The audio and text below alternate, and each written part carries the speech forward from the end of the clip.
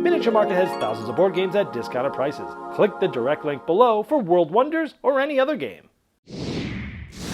Hello my friends, it's the Game Boy Geek here. Today, we're going to be building our own little city. We're going to be building roads and buildings, and we're going to be putting wonders up in monuments. So today, we're going to be taking a look at World Wonders. This is from Arcane Wonders. This game sold out in the first hour of Gen Con, and unfortunately I did not get a copy of my own, but I did get to play a copy the first night because one of my friends, Rob, thank you very much, was able to get it in the first hour, and we played it together. So this isn't necessarily a full review. This is basically a first impressions video, and since I don't have the game with me, I'm going to give you just a very brief explanation with some pictures so you get an idea of what's going on, and I'll see you on the other side.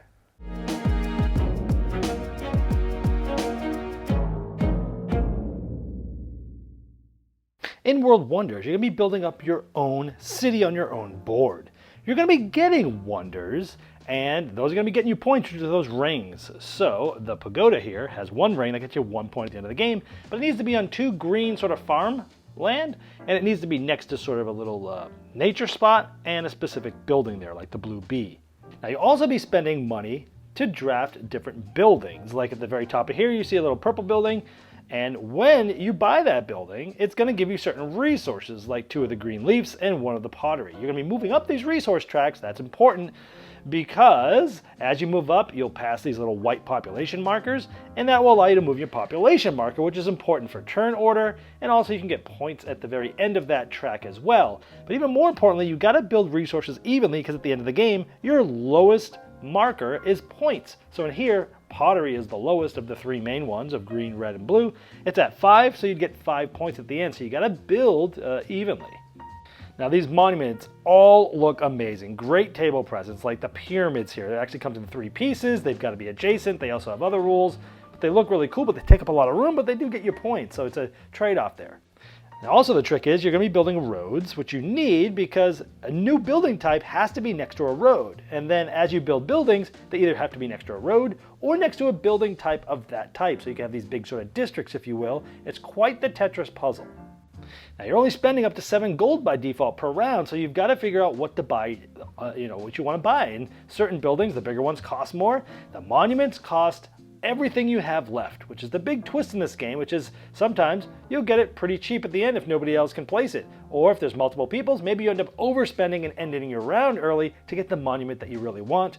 And in general, that's pretty much how you play World Wonders. All right, now before I get to my final thoughts, I want to let you know that if you like my content, there's now ways to get bonus content like first impression videos well before a review will come out, or for many games I don't even end up reviewing. You can even vote for which games get reviewed on the channel. You can also see me opening up packages and getting content earlier than everyone else. And now you can see what you're missing with a free 7-day trial at patreon.com/GameBoyGeek. Now again, this isn't a full review. I've played the game once with 3 players. On my friend Rob's copy, and so here we go. First of all, fantastic production. It looks awesome.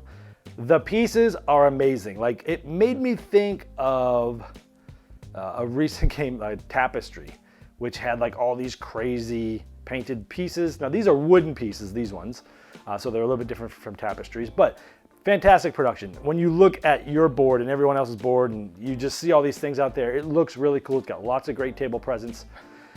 And one of the coolest things about this game is that when you're done, you feel like you've built something special. You're looking down, you're like, wow, look at this cool thing. And every time you build something, every game is going to look different. You're going to have different monuments, different things, different thing. Everything's going to look different. So I think that's cool.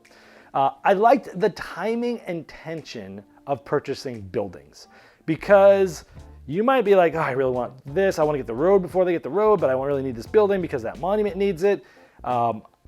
The buildings don't get refreshed, so there's some time. There's like you're as the round goes on, your choices get dwindled down and down, and it's got a lot of tension because it's like, ooh, I want this and this, but you have to prioritize because if you don't get that this turn, someone's probably going to buy it before it gets back to you. So you're probably only going to get one of these 2 things that you really want, right? And you're constantly prioritizing, and I like that. It brings a lot of tension to the game.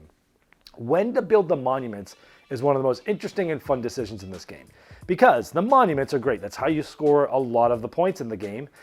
And you're looking at these monuments and you want them, right? You're looking at what it needs. You can see other players' boards and see who could even possibly else build it, right? And then you could see, okay, that player is ahead of me in turn order, right? So they are going to be able to do more than get it, unless I take it from them, from underneath them, and take it before they get there. But in order to do so, I'm going to have to end my turn earlier this round, which means I'm going to spend more on the monument, which means I'm going to get less things. Do I want less overall things for the whole game to get this monument for me and keep it from them, which is like probably a 2-point swing at that point? Or do I just hope that I could just push it one more turn and let them get it? There's a lot of tension there. For me, that's the best part of the game. The tension of the timing of like stealing stuff right under people's noses and be like, you know what? I'm going to pay 6 for this. I don't care. I got a road before, or I got the first player marker or whatever, and now I'm just going to get that because I really need that monument, right? And someone's like, oh man, well, you paid a lot for it. I guess I'll have some other strategy. And you're constantly pivoting in this game, and I like that. You're finding the right time to take back or pay back loans, Another thing, like some rounds you're like, oh my gosh, I really need this and this, but I only don't have enough money. Now's the time to take a loan, because there will be some rounds where you're like, there's not great choices left. What am I going to do? I'll pay back the loan this round, so maybe I'll have a big round some other time. I like that aspect, because if you don't pay back the loan, you're going to lose some points. The game, at least in our thing, was super tight. We were like all within 1 point of each other. I like the advanced public goals. If you're a game enthusiast, throw them in right away. The 3 public goals, they really do add a lot to the strategy of what's going on in the longer term things. On the negative side of things, this game can definitely be analysis paralysis or AP inducing, because there's a lot of choices, there's a lot of things, and a lot of it has to do with spatialness. Because you can look at your board, and you can look at the piece across the board, you can be like, I think that fits perfectly here, but I'm not quite sure. And then you're also like, well, if I get this piece here, that's going to allow me to get that monument, and that monument's that, but you don't really want to take that piece and see if it fits, because you're going to be telegraphing exactly what your next couple moves are. We just talked about how important it is, timing of that. So this can, like the buildings, you can be like, oh, hold on a second, let me just see if this fits. No, it didn't quite fit the way I was hoping, stuff like that. And even if you can see it well, there's still a lot of decisions to make, and especially if someone buys something that you wanted, you kind of have to like reset. Like right before someone buys what you want, you got to reset and think, what am I going to do? You kind of have to like recalibrate everything, right? So this game can be AP inducing for sure. And because of that, it can outstay its welcome, I feel. At least in our first play, 3 players, it took us 90 minutes, which is the box says 50 to 75.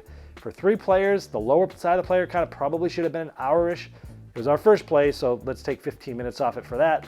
But part of the reason why it did take a little bit longer was, my last negative is, some of the rules for some of the monuments are a little bit ambiguous, mostly the ones that have multiple pieces. You get the things that's like, oh, this up arrow and right arrow means it can be rotated, but then it's showing us this. They spent a paragraph in the back of the book talking about historical things of each of the monuments, which I do love. But they spent a whole page on the book saying exactly how all those advanced cards work in detail, which aren't any more complicated than some of the monuments, but they didn't give us details on all of the monuments, just like 3 generalized examples. I wish they would have given some specific examples of writing out exactly what these things do for some of the ones, at least the ones that had some of the multiple pieces and stuff. That probably slowed us down a little bit too. But with all that being said, you're still playing usually probably up to 10 rounds, unless someone gets all the way to the end of the population. But I could see that, especially with the higher player counts, you actually add more tiles, 2 different tile types as you get up to higher player counts, which is going to scale the decisions fine. But I feel like the more players here, you're definitely going to be, there's going to be more and more. Downtime's only going to get worse with more players. So I think this game's going to be best with lower player counts. If this game plays in 50 to 60 minutes, I think that's great. When it starts overstaying that hour, I think it would be a little bit long for what it is.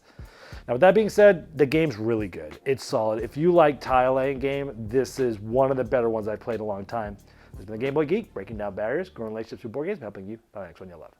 Game Toppers not only transforms your existing table into a high-quality gaming solution, but they now offer full leg kits and dining cover solutions for the full table application.